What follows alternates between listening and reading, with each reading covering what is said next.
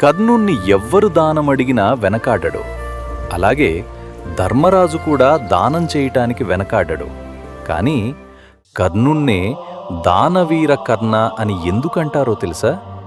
ఇదే విషయం అర్జునుడు ఒకరోజు కృష్ణుని అడుగుతాడు.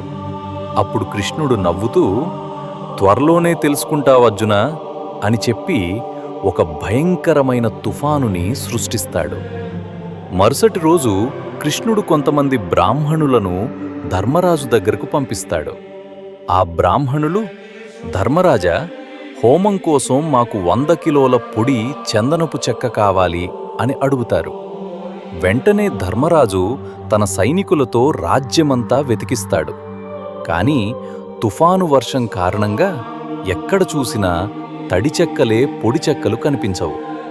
దాంతో ధర్మరాజు పొడి చెక్క దొరకడం అసాధ్యమని చెప్పి బ్రాహ్మణులను పంపించేస్తాడు.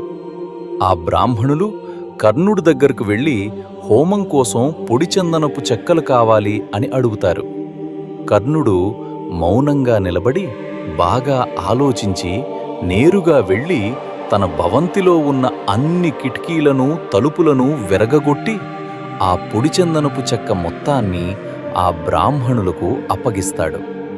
ఈ విధంగా కృష్ణుడు అర్జునుడికి అర్థమయ్యేటట్టు చెప్తాడు.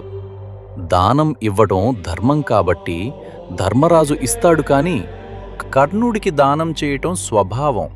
అందుకే కర్ణుణ్ణి దానవీర కర్ణ అని అంటారు.